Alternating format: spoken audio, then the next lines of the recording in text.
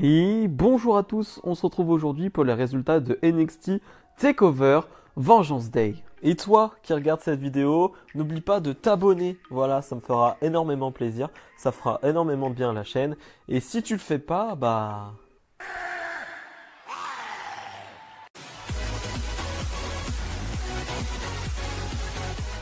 Et on débute le show avec la finale du Dusty Rhodes Classic Tournament féminin. Dakota Kai et Raquel Gonzalez face à Shotzi Blackheart et Ember Moon. 20 minutes de combat environ. C'était super, vraiment. C'était un kick-off parfait de show. C'est-à-dire que tu ne pouvais pas faire mieux.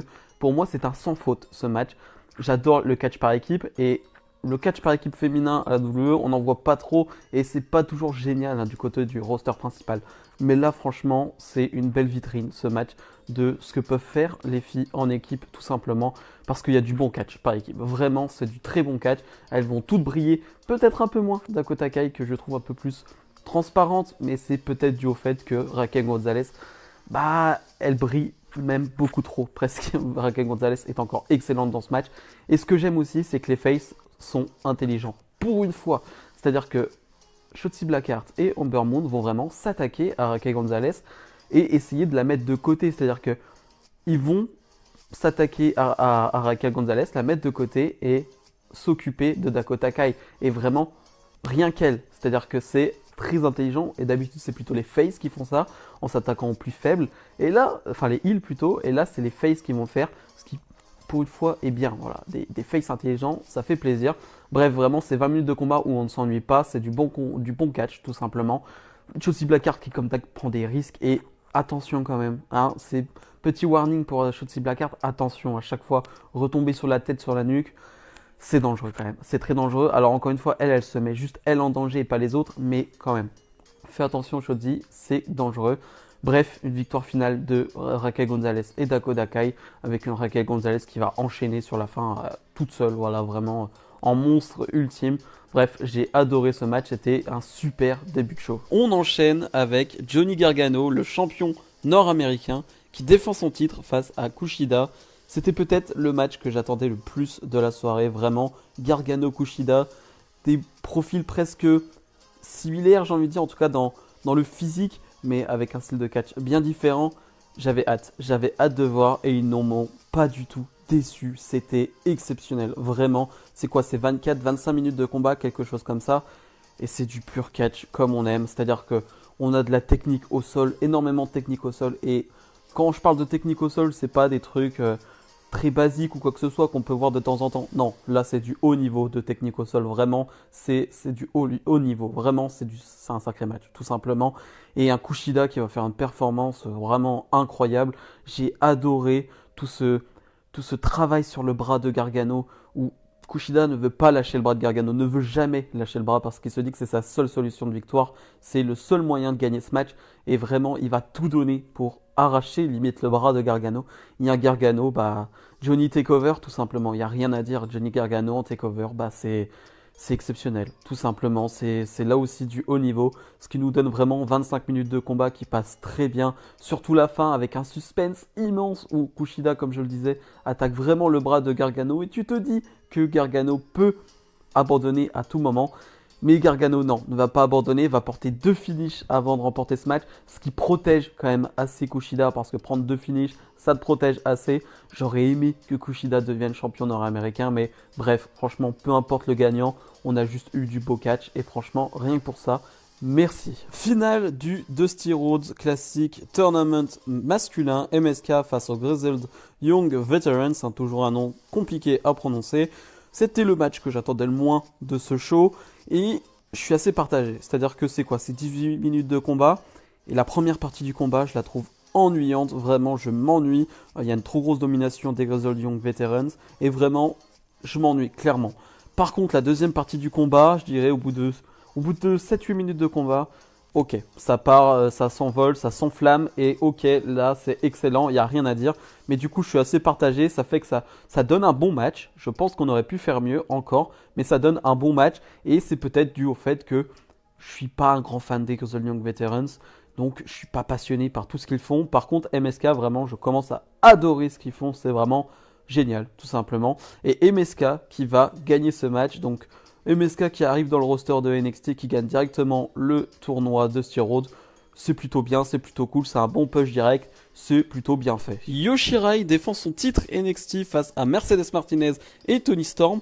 Je savais pas trop quoi en attendre de ce match. Voilà, je m'attendais à un truc bien, mais je ne savais pas trop. Et pour le coup, le match est excellent. C'est 11 minutes de combat et vient là le problème. C'est-à-dire que c'est excellent, c'est 11-12 minutes de combat, ça passe super bien.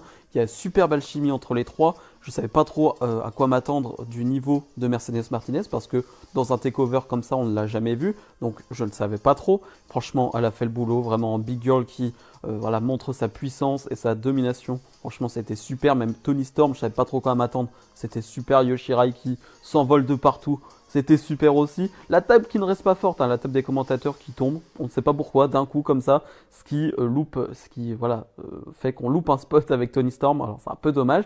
Mais bref, 11 minutes de combat, c'était trop court. J'ai été déçu. Franchement, quand le match s'est terminé avec le moonsault de Yoshirai, Yoshirai qui va conserver son titre, donc très bonne chose.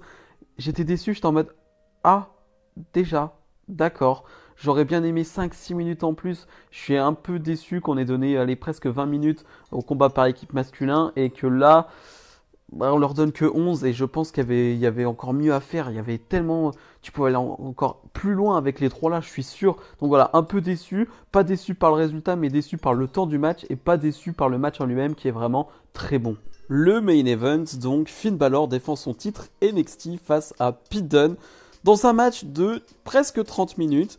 Et pour être honnête, c'était un match que j'attendais énormément. Et au bout de 15 minutes, je me dis, c'est pas mal. Franchement, il y a de bons enchaînements au sol. C'est assez technique. Il y a beaucoup de soumissions. C'est à peu près ce à quoi je m'attendais.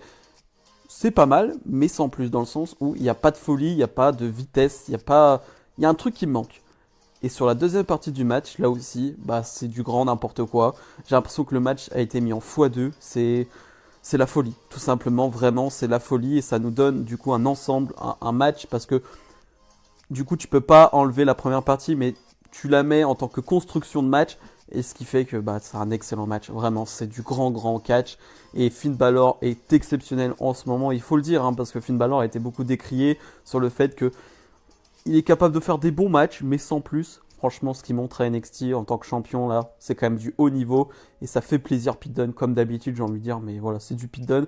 Bref, c'est vraiment un match que je vous recommande, qui, voilà, peut être un peu long à se mettre en place, mais qui, finalement, se termine dans l'apothéose totale, quoi. Vraiment, c'est génial. Finn Balor va conserver son titre, et l'après-match est hyper intéressant. Comme d'habitude, le clan de Pete Dunne va attaquer Finn Balor. Undisputed Era va arriver. Et va se passer un truc où Finn Balor va vouloir faire le signe un peu à Undisputed Era. Voilà, le show doit se terminer là-dessus. Et voilà, on se dit, oh, c'est cool, ils sont tous réunis ensemble. C'est sympa. Sauf qu'Adam Cole va pas être d'accord. Super kick dans la tête de Balor. Kyle O'Reilly va pas être content de ça parce que Kyle O'Reilly n'est pas au courant de ça. Super kick dans la tête d'O'Reilly. Ok, d'accord. D'accord, ok, on en est donc là. Adam Cole qui turn sur Undisputed Era. Est-ce que c'est la fin d'Undisputed Era? Ok, je m'y attendais absolument pas, vraiment pas, c'était un choc. Vous imaginez ce moment avec du public? Ouais, ça fait mal d'y penser parce que le public aurait explosé. Mais bref, c'était vraiment une super fin de show avec vraiment une fin très inattendue. Bilan de ce NXT TakeOver Vengeance Day. C'était exceptionnel, vraiment. Autant on peut critiquer les weekly de NXT sur le fait que la construction des storylines n'est pas terrible, ou c'est du très basique, où on a juste presque que du pur catch. Autant quand on arrive sur les takeovers et qu'on a ce type de combat, il n'y a plus rien à dire. Vraiment, il n'y a plus rien à dire. Faut se taire et admirer parce que bravo messieurs, dames, c'est juste du haut niveau, c'est juste du très bon catch et ça fait plaisir tout simplement. J'espère que vous avez aimé cette vidéo, j'espère que vous avez aimé ce show parce que c'était génial. Bref, comme d'habitude, n'hésitez pas à mettre le petit pouce bleu, à me donner votre avis sur ce show. Salut